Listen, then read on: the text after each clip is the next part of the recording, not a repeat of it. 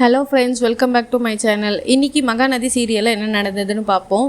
நிவின் வந்துட்டு ராகவை கூட்டிகிட்டு போகிறாங்க. எங்கே கூட்டிகிட்டு போகிறாங்க, எப்படி கடத்திட்டு போகிறாங்க, அங்கே என்ன பாலிஷாக பேசிட்டு போகிறாரு, அங்கே போனதுக்கப்புறம் விஜயோட ரெஃப்ளெக்ஷனை பார்த்துட்டு ராகவ் என்ன பண்ணுறாரு அப்படின்னு இது எல்லாத்தையும் ஃபுல் கதையோ பார்ப்போம்.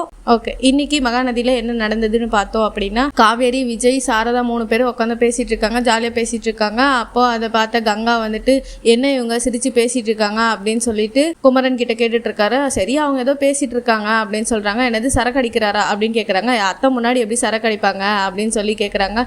உங்கள் இங்கே வந்ததுலேருந்து இவங்க என்ன நடக்குதுன்னே தெரியல, புது மருமகன் கூட சேர்ந்து உங்கள் அத்தை ஆடாத ஆட்டம் இல்லை அப்படின்னு சொல்கிறாங்க. அப்பெல்லாம் இல்லை அப்படின்னு சொல்கிறாரு. சரி, குழந்தையோட அசைவுலாம் தெரியுதா அப்படின்னு சொல்லி குமரன் கேட்குறாரு. கங்கா வந்துட்டு இன்னும் அதெல்லாம் ஃபீல் ஆகலைங்க அப்படின்னு சொல்லி சீக்கிரம் அதெல்லாம் பண்ண சொல்லு, எனக்கு ஆசையாக இருக்குது அப்படின்னு சொல்கிறாங்க. உடனே கங்கா வந்துட்டு முறைக்கிறாங்க. அதுக்குள்ளே வந்துட்டு விஜய் குமரனை வாங்க பிரதர் அப்படின்னு சொல்லி கூப்பிடுறாரு. குமரன் வந்தவுடனே காவேரியோ கங்காக்கா வாக்கா அப்படின்னு சொல்லி கூப்பிடுறாங்க. அப்போ கங்காவும் வந்துடுறாங்க. வந்ததுக்கப்புறம் கங்கா வந்துட்டு கலாய்க்கிறாங்க எல்லாரும் சேர்ந்து, என்ன இது அப்படின்னு சொல்லிட்டு. அப்போ வந்துட்டு சாரதா சொல்கிறாங்க, அவள் எங்கேயும் வெளியே வரமாட்டா, எனக்கு வந்து 3 பொண்ணுங்க தான் நினச்சிட்டு இருந்தாங்க எல்லாரும் அப்படின்னு சொல்கிறாங்க. அதுக்கு இல்லை, எனக்கு 4வது பொண்ணும் இருக்கா அப்படின்ற மாதிரி இவ்வளோ வெளியே காட்டுற மாதிரி இருக்கும், இவள் வெளியவே வரமாட்டா அப்படின்னு சொல்லிட்டு இருப்பாங்க ஊரில் எல்லாரும் அப்படின்னு சொல்கிறாங்க. உடனே குமரன் வந்துட்டு, நாங்கள் இவளுக்கு வச்சிருக்க பேரே எலி தான், யாரும் இல்லாத டைமில் மட்டும்தான் வெளியே வருவா, எல்லாரும் இருந்தால் வெளியவே வரமாட்டா அப்படின்னு சொல்லி கிண்டல் பண்ணிட்டு இருக்காங்க. இதை கேட்ட கங்கா வந்துட்டு ரொம்ப டென்ஷன் ஆகிட்டு, சரி நான் போகிறேன், எனக்கு கால் வலிக்குது அப்படின்னு சொல்கிறாங்க. உடனே சாரதா வந்துட்டு, கால் வலிக்குதா, இவளுக்கு இப்போ தான் தம்பி எல்லாமே வரும் அப்படின்னு சொல்கிறாங்க. இந்த மாதிரி ஒரு ஃபன் ஆக்டிவிட்டீஸோட போயிட்டுருக்கு. இதை பார்த்துட்டு அடுத்த சீன் பார்த்தோம் அப்படின்னா, நிவினோட அம்மா போய் ராகவை கூட்டிட்டு வந்துட்டு இருக்காங்க. வரும்போது வந்து ராகவ் எப்படி இருக்க ராகவ் அப்படின்னு கேட்குறாங்க. ராகவ் வந்துட்டு நல்லா இருக்காத்த, நீங்கள் எப்படி இருக்கீங்க, நிவின் எப்படி இருக்காரு அப்படின்னு சொல்லி ஒரு வெறுப்பு கலந்த மாதிரி பேசுகிறாரு. உடனே நிவினோட அம்மா வந்துட்டு, உனக்கு நிவின் மேலே கோவம் இருக்கும், உங்கள் அக்காவை கல்யாணம் பண்ணிக்கலன்றது எனக்கு புரியுதுப்பா, என்ன பண்ணுறது, அவன் வாழ்க்கை இப்படி ஆயிடுச்சு, அந்த யமுனாவை கல்யாணம் பண்ணிட்டு அவளும் நல்லா இல்லை, இவனையும் நல்லா இருக்க விட மாட்டேன்றா அப்படின்னு சொல்லி பேசிகிட்டு இருக்காங்க.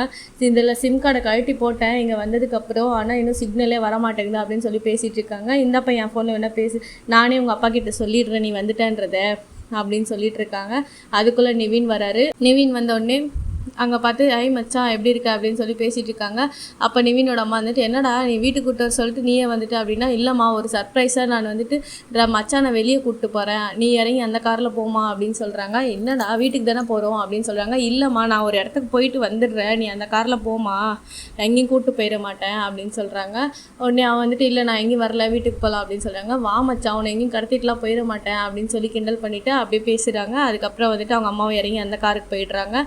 இவர் வந்துட்டு நிவின் வந்துட்டு ராகவை கூப்பிட்டு முன்னாடி உட்கார வச்சுட்டு போகிறாங்க. அப்போ ராகவ் வந்துட்டு எங்கே போகிறோன்னு கேட்கும்போது, நிவின் வந்து உங்கள் அப்பாவை பார்க்க அப்படின்னு சொல்லிடுறாரு. என்னது அப்பாவை பார்க்கவா அப்படின்னு சொல்லி ஃபோன் எடுத்து ட்ரை பண்ணுறாரு. சிக்னல் வரலன்னு அந்த டைமில் நிவின் டக்குன்னு அந்த ஃபோனை பிடிங்கிடுறாரு. ஃபோன்லாம் பண்ணி பேசக்கூடாது அப்படின்னு சொல்கிறாங்க. ஃபஸ்ட்டு சர்ப்ரைஸ் நீங்கள், இப்போ அப்பாவை பார்க்க போகிறோம், நீங்கள் எங்கே தான் போகிறோம் அப்படின்னு சொல்லி கேட்டுட்ருக்காரு. நிவின் வந்துட்டு ஒரு 15 மினிட்ஸ் போயிடலாம் அப்படின்னு சொல்கிறாங்க. அதுக்கப்புறம் ராகவ் வந்துட்டு ஃபோனை பார்த்துட்டு, அரை மணி நேரம் ஆயிடுச்சு, இன்னும் எங்கே தான் போகிறோம் அப்படின்னு சொல்லி அவர் சட்டையை பிடிக்கிறாரு. சட்டையை பிடிச்சி வண்டியை நிறுத்து அப்படின்னு சொல்கிறாங்க. நிவின் வந்துட்டு ஒழுங்காக உக்காந்துரு அப்படின்னு சொல்லி பேசிகிட்டு இருக்காங்க. எனக்கு என்னை பற்றி தெரியாது அப்படின்னு ராகவ் சொல்ல, உன்னை பற்றியும் தெரியும், உங்கள் அப்பனை பற்றியும் தெரியும், உங்கள் அக்காவை பற்றி எல்லாரை பற்றியும் எனக்கு தெரியும், நீ அமைதியாக உட்காந்துட்டு வரணும், இல்லைன்னா தொலைச்சிடுவேன் அப்படின்னு சொல்லி நிவின் மிரட்டுறாரு. அப்படியே சைலண்ட்டாக உட்காந்துட்டு வந்த உடனே ஃப்ளாட்டுக்கு வந்துடுறாங்க.